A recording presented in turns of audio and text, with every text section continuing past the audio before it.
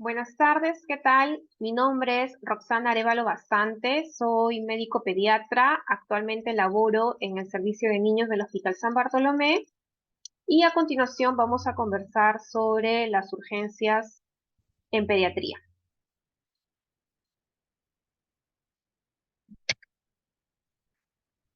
Primero quería comentarles sobre una herramienta de mucha utilidad, de fácil aplicación, que nos permite valorar de forma rápida cuál es el estado del paciente. Esta herramienta la podemos aplicar en un tiempo corto de 30 a 60 segundos. Consiste en realizar una evaluación inicial a través del ver y oír. En el triángulo tenemos tres parámetros a evaluar. El primero es la apariencia, el segundo, respiración y el último, circulación. En cuanto a la apariencia, es cómo luce nuestro paciente, cómo observamos a nuestro paciente desde el punto de vista neurológico. Tenemos que determinar si el paciente está despierto, está alerta, está activo, cómo es el tono muscular, de repente vemos que hay flacidez. Tenemos que valorar cómo es la interacción del paciente, cómo luce la mirada, cómo está el llanto, cuáles son las cualidades del lenguaje en nuestro paciente. Entonces, nos permite obtener una información a través de la observación antes de poder examinar a nuestro paciente. Hay una abreviatura que es el TICLES que nos permite valorar todos estos ítems descritos. En el aspecto respiratorio es observar si nuestro paciente tiene algunos estertores o algunos signos de que hay un trabajo respiratorio marcado. Por lo tanto, si nosotros observamos que nuestro paciente al respirar hace tiraje, es decir, hay retracciones a nivel subcostal, a nivel intercostal, supraesternal o incluso evidenciamos aleteo nasal, quiere decir que nuestro paciente tiene dificultad respiratoria. Podemos evidenciar en las imágenes dos posturas, una es la de olfateo y la otra la postura de trípode, la cual, si encontramos ellos, también son características de que hay un trabajo ventilatorio. ¿Cómo interpretamos aquellos estertores respiratorios? Es muy importante determinar si es que nuestro paciente tiene estridor o de repente sibilantes audibles o sibilantes al uso del estetoscopio al momento de auscultar. Hay cuadros de obstrucción de la vía aérea. El estridor refleja un compromiso de la vía superior y podría tratarse del cuadro de un Krupp o de aspiración de cuerpo extraño. Las sibilantes reflejan que la obstrucción es a nivel inferior y podría tratarse de un cuadro de bronquiolitis, de un cuadro de asma. Incluso, de acuerdo a la severidad del trabajo respiratorio, de acuerdo a la severidad de la patología, podríamos encontrar un tórax silente. El tercer ítem a evaluar es la circulación, en el cual nosotros tenemos que valorar si hay signos de hipoperfusión. Para ello, examinamos la piel, la mucosa. Podemos encontrar palidez, podemos encontrar cianosis o podemos encontrar una piel marmórea, que te puede traducir signos de vasoconstricción. Una vez hemos evaluado los tres ítems, tanto la parte de apariencia, respiración y circulatorio, tenemos que evaluar cómo está nuestro triángulo de evaluación pediátrica, si está comprometido un aspecto o está comprometido los tres ítems. Para ello, si nosotros tenemos comprometido la apariencia o el estado neurológico, podríamos estar ante un cuadro de disfunción cerebral, que podría ser debido a un cuadro de sepsis, hipolicemia, intoxicación.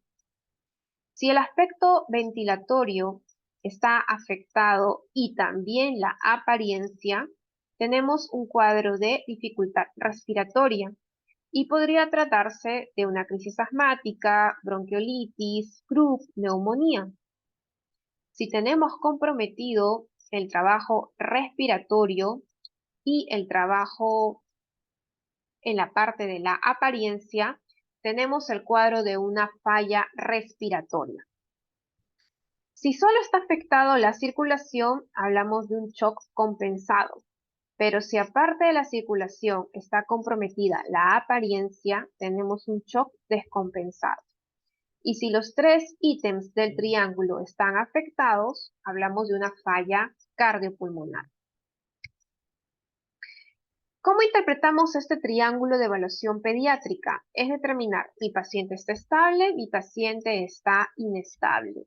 Si mi paciente tiene un triángulo de evaluación pediátrica con los tres lados comprometidos o alguno de ellos, el paciente está inestable cuando tenemos dos lados o tres lados alterados. Por lo tanto, amerita una atención de prioridad 1 o 2, una atención inmediata.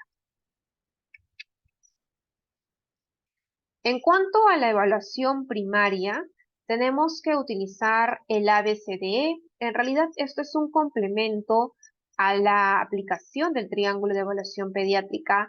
Con el ABCDE nosotros tenemos ya un primer contacto, realizamos el examen físico de nuestro paciente y tomamos las funciones vitales. Los componentes son los descritos: A de vía aérea, B de ventilación, C de circulación, D de discapacidad y E de exposición. En este caso, nosotros tenemos que evaluar si la vía aérea está permeable, si hay la presencia de un cuerpo extraño, hacer maniobras para permeabilizar la vía aérea. En la parte de ventilación, tenemos que valorar cómo está la frecuencia respiratoria, hay la presencia de tirajes, a la auscultación qué estertor encontramos. En circulación tenemos que valorar si hay signos de hipoperfusión, también considerar la toma de la frecuencia cardíaca, presión arterial. En discapacidad es evaluar el estado neurológico con la escala de Glasgow, valorar cómo están las pupilas. Y en exposición determinar si es que ha habido si ha estado expuesto a altas temperaturas, está con hipotermia, está con fiebre, hay quemaduras. Y luego viene la evaluación secundaria, en la cual ya con la anamnesis directa a través de las siglas del sample, nosotros podemos investigar sobre signos, síntomas, si hay alergia a algún medicamento, si toma un medicamento de forma rutinaria o ingirió algún medicamento corto tiempo antes del cuadro actual, antecedentes patológicos, last food, acerca de la última comida, y de eventos, ¿no? De repente ha habido algún accidente de tránsito, alguna quemadura, algún traumatismo encefalocraneano. Entonces, todo esto con el triángulo de evaluación pediátrica, con la evaluación primaria del ABCDE, la evaluación secundaria del sample, podemos llegar a un diagnóstico definitivo. Para hablar un poco acerca de las urgencias más frecuentes en pediatría, vamos a iniciar sobre la crisis asmática. El asma es una enfermedad inflamatoria crónica de las vías aéreas. Para reconocer que el paciente está en crisis asmática es aquel paciente que tiene sibilantes, hay dificultad para respirar, opresión en el pecho y tos.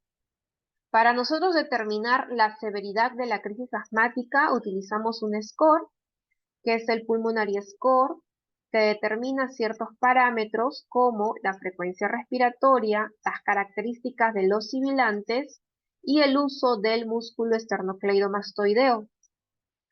De acuerdo a los ítems descritos, nosotros asignamos un puntaje y de acuerdo a ello determinamos si es una crisis asmática leve, obteniendo un puntaje de 0 a 3 puntos, moderada de 4 a 6 puntos y severa de 7 a 9 puntos.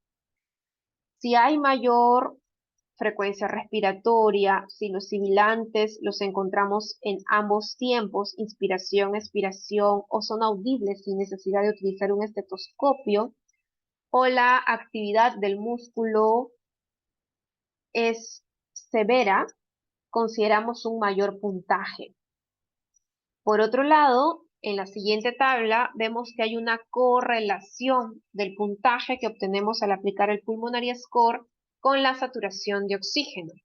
Pero si es que vemos que no hay una correlación adecuada entre el puntaje y la saturación, tenemos que valorar que podría haber algo adicional a la crisis asmática que está haciendo que mi paciente tenga un mayor puntaje o tenga un mayor compromiso de saturación de oxígeno. Por lo tanto, podríamos pensar en las complicaciones de la crisis asmática como atelectasia, neumotórax, neumomediastino, o hay una infección, en este caso una neumonía sobreagregada a la crisis asmática.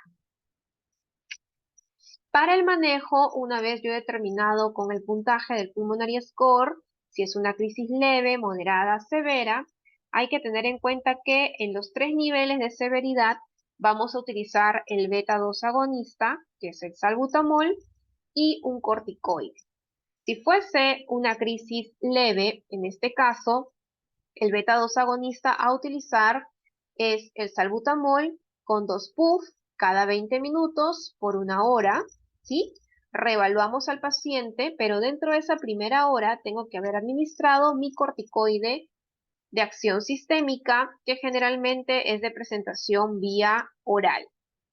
Puede ser el uso de la dexametasona a 0.3 miligramos kilo día, el uso de la prednisona de 1 a 2 miligramos kilo día o el uso de la prednisolona de 1 a 2 miligramos kilo día.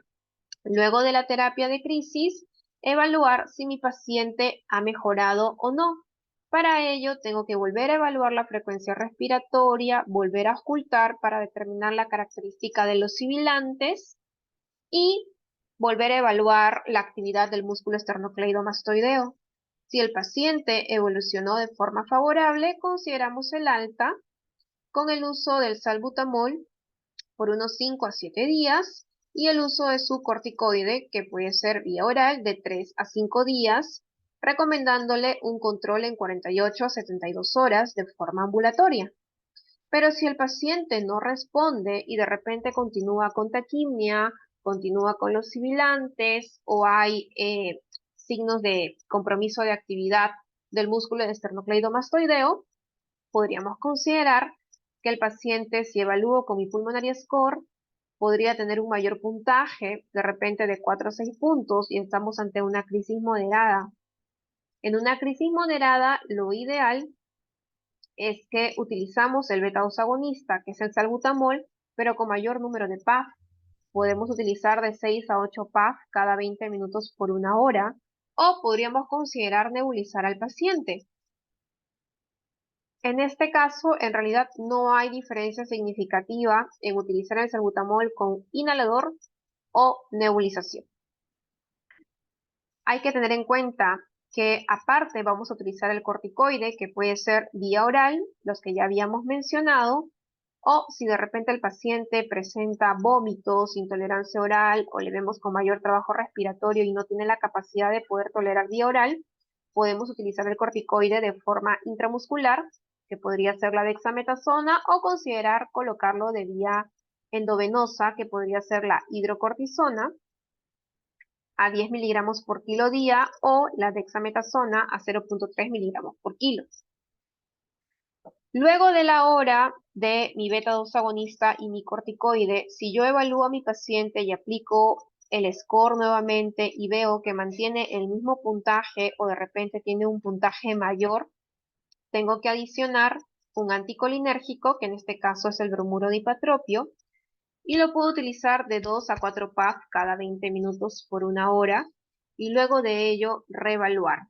Si mi paciente con esta terapia mejora, podría considerar el alta con mi beta-2 agonista a horario por unos 5 a 7 días, mi corticoide vía oral por unos 3 a 5 días y su control de reevaluación en 24 a 48 horas.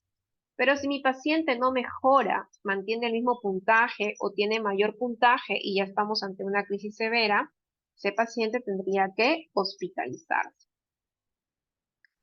Si fuese una crisis asmática grave con un puntaje mayor a 7 puntos, En este caso, de primera instancia, tengo que utilizar mi salbutamol, que es mi beta-2 agonista, con mi corticoide sistémico, que en este caso, por ser una crisis severa, debe aplicarse de forma endovenosa. Tenemos la opción de la hidrocortisona, la metilprednisolona, la dexametasona y el bromuro dipatropio desde la primera hora. Luego de eso revalúo con mi puntaje y si es que no hay una adecuada respuesta, mantiene el mismo puntaje o aumenta el puntaje, tengo que adicionar el sulfato de magnesio intravenoso, que podemos utilizarlo en forma de infusión con una dosis de 50 a 75 miligramos por kilo y administrarlo durante una hora y reevaluar. Si mi paciente no mejora, tengo que sospechar que podría haber alguna complicación de la crisis asmática de las que ya hemos mencionado y por lo tanto necesitaría tomar una radiografía de tórax, hospitalizar a mi paciente y valorar la posibilidad si requiere manejo en unidad de cuidados intensivos o no.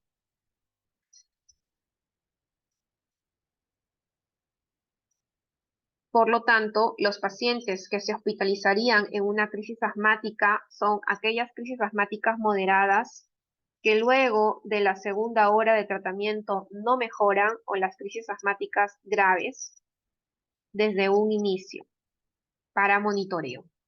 Y aquellas crisis asmáticas con complicaciones que tienen atelectasia, neumotórax, neumomediastino o alguna neumonía sobreagregada. También considerar aquellos pacientes que podrían tener factores de severidad de crisis asmática, como los que han ingresado anteriormente a unidad de cuidados intensivos, han estado en una unidad de trauma shock, han requerido intubación, tienen una mala adherencia al tratamiento. Ellos podrían ser candidatos también a una hospitalización. También considerar el uso de la saturación de oxígeno, una saturación menor a 92-90%, paciente que también debería de hospitalizarse. Otra patología y que también se ve frecuentemente en la emergencia pediátrica es la bronquiolitis. Recuerden que es una infección viral que compromete el tracto respiratorio bajo. El virus más frecuente que puede generar ello es el virus sincitial respiratorio, pero también otros virus podrían generar este cuadro. Suele tener un cuadro prodrómico de 3 a 5 días en que el paciente cursa con síntomas respiratorios altos, rinorrea, congestión, tos, puede haber fiebre, pero luego de forma progresiva el paciente cursa con dificultad respiratoria y a la ocultación podemos encontrar sibilantes y subcrépitos. Por otro lado, hay que tener en cuenta que la bronquiolitis es el primer episodio de sibilancias en pacientes menores a 2 años de edad. ¿Cómo yo puedo valorar la severidad de la bronquiolitis? Utilizando este score, que es el ESBA, Escala de Severidad de Bronquiolitis Aguda, en el cual considera diferentes parámetros como podemos ver, las sibilancias, la presencia de crepitantes, esfuerzo respiratorio a través del tiraje, la relación inspiración-expiración, que lo voy a determinar de acuerdo a la auscultación, el puntaje según la frecuencia respiratoria y frecuencia cardíaca. Entonces, la sumatoria del puntaje, si encontramos 0 a 4 puntos, es leve, 5 a 9 moderado y 10 a 13 grave. Considerar que con más de 10 puntos, probablemente ese paciente requiere ingreso a unidad de cuidados intensivos. Y de la misma manera, si los sibilantes son en ambos tiempos, o de repente el tórax es silente, o de repente el tiraje compromete ya a nivel supraesternal, hay aleteo nasal, damos mayor puntaje a nuestra bronquiolitis. Hay que tener en cuenta que dentro del manejo, en la guía MINSA de bronquiolitis, hablan sobre un acrónimo que es el FALTAN, que en realidad F es indicar manejo de la fiebre con antipiréticos, A de continuar la alimentación según el grupo etario, si está con menos de 6 meses, continuar lactancia materna exclusiva, si es mayor a 6 meses, continuar con la alimentación complementaria, si es que el trabajo respiratorio permite que este paciente continúe con la alimentación, porque de repente el paciente llega a la emergencia y en ese momento tiene gran taquimia, marcado tiraje, y lo ideal es que ese paciente, mientras hacemos las nebulizaciones con suero fisiológico y revaluamos, lo ideal es que se quede en NPO. Pero si luego del tratamiento el paciente disminuye la taquimia, disminuye el tiraje y está en condiciones de continuar con la alimentación, hay que guiarnos de acuerdo al grupo etario. L de líquidos, es muy importante la hidratación en nuestros pacientes con bronquiolitis porque nuestros pacientes movilizan una gran cantidad de secreciones. La tos, en este caso es importante que en bronquiolitis no utilicemos corticoides, no utilicemos antitusígenos, no utilicemos expectorantes porque este es un cuadro viral y la tos es un mecanismo de defensa. Explicar siempre los signos de alarma, ¿sí? Lo ideal es que si la mamá ve al paciente con dificultad para respirar, hunde las costillas, tiraje, lo nota respirar rápido, taquimia, inmediatamente llevarlo a emergencia. Si ya hay dificultad para lactar, para comer por el mismo trabajo respiratorio, llevarlo a emergencia. Si ve que hay compromiso del sensorio, lo ve somnoliento, muy irritable, inmediatamente a la emergencia. Y N de limpieza de fosas nasales, ¿no? La idea es que permeabilicemos las fosas nasales con el uso del suero fisiológico al 0.9%. Podemos aplicarlo en gotitas, ¿sí? Hay algunos productos como el Rino Bebé que viene en gotitas, el Rinomar Babies que viene en spray nasal, cuyo componente es el suero fisiológico al 0.9%. En este caso, si es que nuestro paciente no tiene ninguna indicación para hospitalizarse, podría aplicarse 5 gotitas en cada fosa nasal, que es más o menos 0.25, 0.3 hasta 0.5 mililitros del suero fisiológico, si es que la mamá no está en condiciones de comprar el Rino Bebé o el Rinomar. Y podemos aplicarlo a horario, de repente cada 4 horas, cada 6 horas, y luego condicionar a la congestión nasal. Entonces, este acrónimo del FALTAN, que es manejo de fiebre, alimentación, líquidos, tos, signos de alarma y limpieza de fosas nasales, es considerando que nuestro paciente tenga una bronquiolitis leve, por lo tanto yo voy a dar las recomendaciones para el manejo en la casa. Pero hay que considerar que algunos casos de bronquiolitis sí se hospitalizan. ¿Cuáles son los criterios?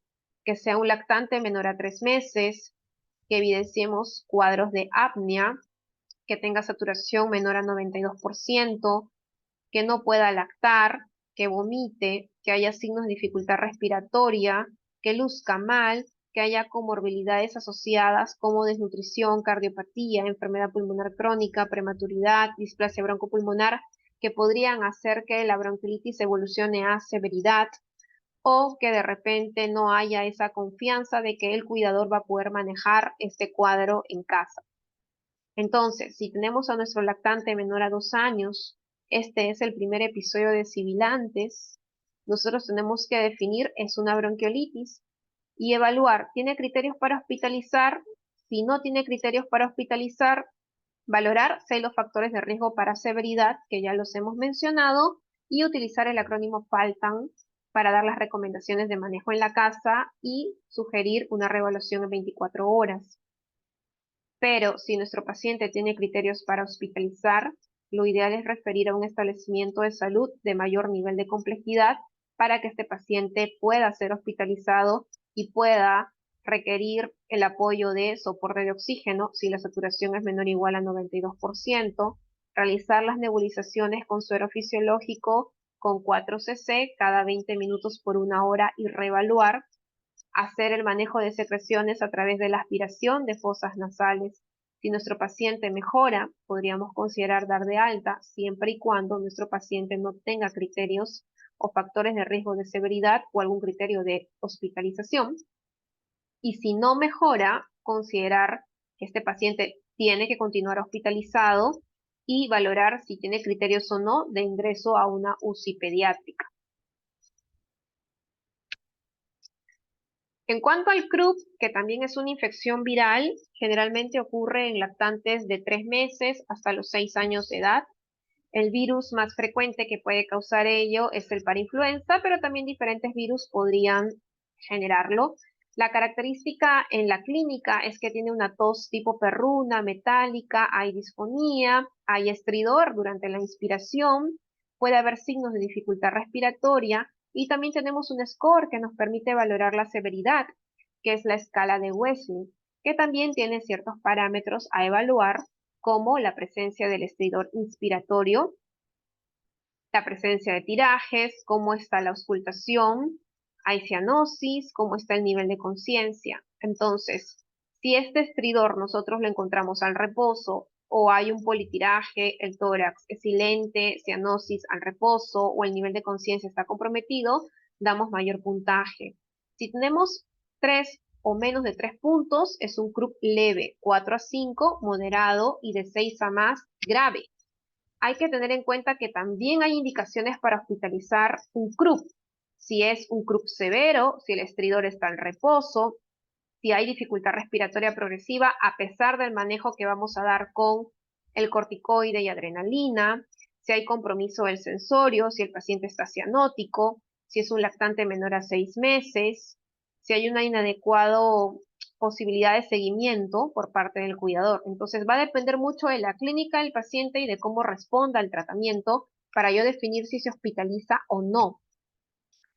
¿Cómo sería el manejo? En el CRUP leve, moderado y severo, lo que voy a utilizar siempre es mi corticoide. Si es un CRUP leve, mi corticoide puede ser administrado en forma oral, que sería la dexametasona, a una dosis de 0.15 a 0.6 miligramos por kilo, y tengo que reevaluarlo en 2 horas, porque podría haber un efecto rebote y podría ocasionarse nuevamente el estridor. Si luego de las 2 horas mi paciente mejora los síntomas, no hay estridor en reposo, podría considerar el alta con el manejo a la casa con indicación de los signos de alarma para que retorne a la emergencia. Lo otro es que de repente nuestro paciente no mejora, continúa el estridor, continúa la tos gruposa o tos perruna o hay signos de dificultad respiratoria y de repente estamos ante un CRUP moderado. Al ser un CRUP moderado, yo puedo utilizar mi corticoide, que es la dexametasona, en vía oral, o si mi paciente no tolera, vomita o hay mayor trabajo respiratorio, podría considerar utilizarlo de forma intramuscular. La dosis puede ir de 0.15 a 0.6 miligramos por kilo y en algunos casos tenemos que utilizar la adrenalina nebulizada cuando es un cuadro de CRUP moderado que con el corticoide vía oral no ha mejorado o hay mayor trabajo respiratorio. La idea es reevaluar a nuestro paciente en 2 a 4 horas para valorar si la sintomatología mejora o no. Si es que hay mejoría, nuestro paciente es candidato al alta con las indicaciones de signos de alarma, y si es que no mejoría o ha empeorado la sintomatología, podría yo repetir la nebulización de la adrenalina y considerar la hospitalización de mi paciente. Si es un CRUP severo, yo de primera instancia utilizo mi corticoide, que es la dexametasona, ya sea en forma intramuscular o endovenosa, y utilizo la adrenalina nebulizada y tengo que reevaluar a mi paciente luego de 30 minutos, ¿sí? Si mi paciente de repente no mejora, continúa con un score de severidad, podría yo repetir la nebulización con adrenalina 2 hasta 3 veces. Este paciente sí o sí tiene que ser hospitalizado y valorar el ingreso a unidad de cuidados intensivos. Otro punto importante a conversar es sobre convulsión febril. Recuerden que la fiebre genera mucha liberación de citoquinas y a nivel del cerebro esto podría desatar una actividad eléctrica anormal y llevar a una convulsión febril. Ahora, hay criterios para definir si es una convulsión febril o es una convulsión asociada a fiebre. Para convulsión febril, primero tengo que tener una convulsión que se haya desencadenado o que se haya presentado con fiebre, con una temperatura mayor o igual a 38 grados. No tiene que haber una infección en el sistema nervioso central, no tiene que haber una alteración anatómica, estructural en el sistema nervioso central, no tiene que haber alguna alteración metabólica, no tiene que haber historia de que convulsiona sin fiebre. Y tenemos que estar en pacientes con una edad de 6 meses a 6 años de edad. Hay que tener en cuenta que el paciente a la emergencia puede venir en una fase posictal, en donde hay alteración del nivel de conciencia, con la mirada fija, o de repente puede venir en pleno acto de convulsión, en donde evidenciamos que hay retroversión ocular, cialorrea, mirada fija, una convulsión tipo tónica, en donde el paciente está rígido, con espasmo, o clónica, en donde hay movimientos tipo sacudidas de brazos y piernas.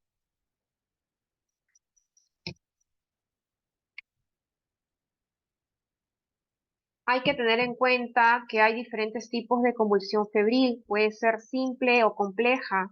La convulsión febril simple es la que dura menos de 15 minutos, la que puede tener un episodio en 24 horas, no suele recurrir, generalmente es de tipo tónica clónica generalizada, a diferencia de la compleja, que dura más de 15 minutos, que es una convulsión que puede tener 2 a más episodios en 24 horas, suele haber focalización y esta convulsión febril de tipo compleja podría prolongarse y durar más de 15 minutos y hacer un estatus epiléptico febril, que es aquella convulsión que dura más de 30 minutos y aparte del manejo de antipirético requiere la administración de un anticonvulsivante para detener esta convulsión. Los niños que presentan convulsión febril simple y que tienen un foco claro de infección pueden no necesitar que hagamos alguna investigación, uso de algunos exámenes de laboratorio. De repente el examen físico encontramos que tiene una otitis media, una faringoamigdalitis, entonces no requiere hacer otro estudio. Pero si no tenemos claro cuál es el foco de la fiebre, podemos apoyarnos de algunos exámenes de laboratorio, toma de glucosa para determinar si es que la causa de la convulsión es una hipoglicemia, la toma de electrolitos como calcio, magnesio, para determinar si es debido a un trastorno metabólico. Si yo sospecho que hay una infección, solicitar hemograma, PCR. Si sospecho de una infección urinaria, pedir un examen de orina. Entonces, es importante considerar esos exámenes de laboratorio cuando el foco de infección no ha sido identificado. Ahora, si tenemos a un paciente y se trata de una convulsión febril compleja, 2 o más episodios de convulsión en 24 horas, hay signos de focalización, discapacidad neurológica, lo importante es apoyarnos con imágenes, ya sea una TAC, una resonancia, un electroencefalograma, y si sospechamos que la infección es del sistema nervioso central, sospechamos de meningitis, sobre todo cuando no tiene las vacunas de forma completa y se trata de un paciente menor al año de edad, considerar hacer la punción lumbar, pero para ello nuestro paciente tiene que estar estable, no tiene que tener ningún trastorno de coagulación y no tiene que tener signología de hipertensión intracraneal. Cuando yo hospitalizo una convulsión febril, cuando es una convulsión febril compleja, cuando hay signos de focalización, cuando no está claro el foco de infección, cuando es un paciente menor a 18 meses de edad, cuando tiene riesgo de que esa convulsión va a recurrir o cuando no hay disponibilidad de que el cuidador haga un adecuado monitoreo en casa. ¿Cuál sería el manejo? En realidad hay que identificar primero la causa de la fiebre, manejar la fiebre con el antipirético y idealmente utilizar el ABCDE, ¿no? Mantener una vía aérea permeable durante el acto de la convulsión, valorar que no haya cuerpo extraño, la B de respiración, determinar cómo está la frecuencia respiratoria, cómo está la saturación de oxígeno, la circulación, valorar la frecuencia cardíaca, la presión arterial, canalizar porque probablemente mi paciente va a requerir el uso de antipirético ya sea intramuscular, endovenoso o de repente va a requerir el uso de algún anticonvulsivante. De la parte neurológica, considerar si de repente ha habido algún antecedente de consumo de drogas, es una intoxicación, ha tenido un traumatismo encefalocraniano, y valorar la exposición, ¿no? Si de repente el paciente ha estado expuesto a una hipotermia, una quemadura, un TEC.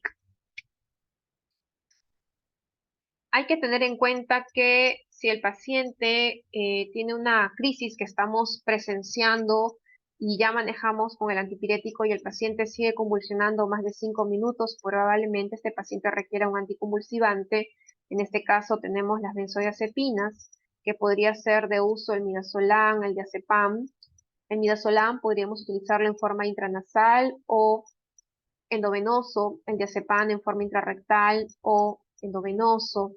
Si logramos controlar las crisis, hay que valorar si nuestro paciente tiene factores de riesgo para considerar la hospitalización de nuestro paciente. De repente sospechamos de una infección del sistema nervioso central, el paciente luce mal, se trata de una convulsión febril compleja, ha habido una recuperación incompleta post-crisis o hay signos de focalización, yo tengo que derivar al hospital. Si yo no logro controlar la crisis, podría repetir 2 hasta 3 veces la dosis de mi benzodiazepina. Y si no logro controlar la crisis, tengo que derivar al hospital porque probablemente yo tengo que utilizar otros anticonvulsivantes.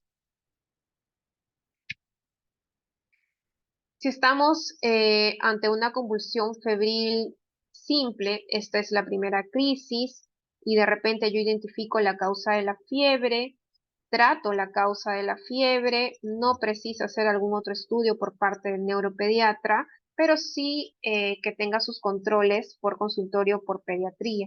Pero si se tratara de una convulsión febril compleja, yo tengo que derivarlo con el neuropediatra una vez se haya resuelto, se haya controlado este cuadro para tratar de evaluar si de repente este paciente tiene historia de convulsiones febriles, hay historia de recurrencia, de repente requiere algún estudio de neuroimagen, un electroencefalograma. En cuanto al estatus epiléptico, que también podría presentarse, primero hay que tener en cuenta cuál es la definición de estatus epiléptico. Aquí no hay fiebre, a diferencia de la convulsión febril. Hay una descarga anormal cerebral paroxística. Hablamos de 2 o más convulsiones que pueden ocurrir en diferentes días, pero el tiempo para considerar estatus epiléptico es más de 30 minutos de una crisis epiléptica continua o 2 a más crisis sin recuperación completa de la conciencia. Si tenemos estos datos, estamos ante un estatus epiléptico y lo ideal es que nosotros iniciemos el tratamiento antes de los 5 minutos o en los primeros 5 minutos, porque a partir de los 5 minutos fallan todos los mecanismos que pueden evitar que la convulsión se prolongue, ¿ok? Y aquella convulsión que dura más de 5 minutos tiene un alto riesgo o mayor probabilidad que se prolongue en el tiempo y que dure más de 30 minutos. Hay diferentes clasificaciones para el estatus epiléptico, ¿no? Tenemos estatus epiléptico precoz, que puede ocurrir en los primeros 5 a 10 minutos, el estatus epiléptico establecido, 10 a 30 minutos, y el estatus epiléptico refractario, que puede durar de 30 a 60 minutos. Si pasamos más de ese tiempo, ya estamos ante un estatus epiléptico maligno. Es por eso que es importante iniciar el tratamiento en los primeros 5 minutos. Entonces, ¿qué es lo que tenemos que hacer si estamos ante un paciente con un estatus epiléptico? Primero, tenemos que estabilizar al paciente y aplicar lo que es el ABC. Mantener tu vía aérea permeable, verificar que no haya cuerpo extraño. En la parte de la ventilación, si está en pleno acto de convulsión, dar un soporte de oxígeno. Podemos colocar una cánula binasal, monitoreo de saturación de oxígeno. En la parte de circulación, canalizar vía periférica. Lo ideal es tener doble vía periférica porque nuestro paciente va a requerir apoyo de anticonvulsivantes, que podemos administrarlo de forma endovenosa. Si no logramos canalizar la vía periférica, considerar aquellas benzodiazepinas que las puedes utilizar de forma intranasal o de forma intrarrectal. Tengo que ir tomando algunos exámenes de laboratorio básicos como glucosa, electrolitos, gasometría, para ver si la causa de la convulsión es por un trastorno metabólico. Y si yo tengo la sospecha que puede haber una infección, solicitar algunos exámenes adicionales como hemograma, PCR.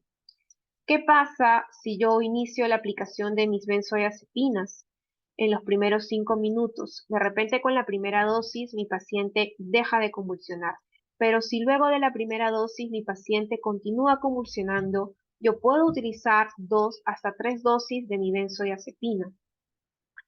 Hay que tener en cuenta que dentro de las benzodiazepinas, el de elección es el lorazepam, que no tenemos acá en el país, luego le sigue el midazolam y luego el diazepam. El midazolam lo podemos utilizar de 0,2 a 0,3 miligramos por kilo dosis, puede ser intrarrectal, endovenoso. Y el diazepam podemos utilizarlo de 0,3 a 0,5 miligramos por kilo dosis, puede ser intrarrectal o endovenoso. Entonces, si luego de esas 3 dosis nuestro paciente continúa convulsionando, yo tengo que utilizar ya anticonvulsivantes. Si estamos en un paciente pediátrico, la primera elección es fenitoína. Para ello, tengo que considerar una dosis carga que puede ir de 15 a 20 miligramos por kilo. Si nuestro paciente con la dosis carga deja de convulsionar, ya procedo a dejar mi dosis de mantenimiento de la fenitoína, que puede ir de 5 a 7 miligramos por kilo, y lo administramos 12 horas después de la dosis carga. ¿Qué pasa si nuestro paciente, a pesar que está con su dosis carga o su dosis de mantenimiento de fenitoína, sigue convulsionando o vuelve a convulsionar? Podemos considerar el uso del fenobarbital, que también tiene una dosis carga de 15 a 20 miligramos por kilo y tiene una dosis de mantenimiento. Pero si mi paciente, a pesar de haber usado fenitoína dosis carga o fenobarbital dosis carga, sigue convulsionando, yo tengo que considerar que mi paciente tiene que ser intubado porque es una convulsión refractaria, es un paciente que probablemente requiera manejo de infusiones como midazolam o uso de otros medicamentos como tiopental, propofol para controlar la convulsión. Por lo tanto, ese paciente puede requerir o debería requerir un soporte invasivo, requerir ingreso a unidad de cuidados intensivos. Entonces, más o menos este es un algoritmo de cómo enfocar un estatus convulsivo que puede variar un poco con el enfoque de una convulsión febril. Gracias.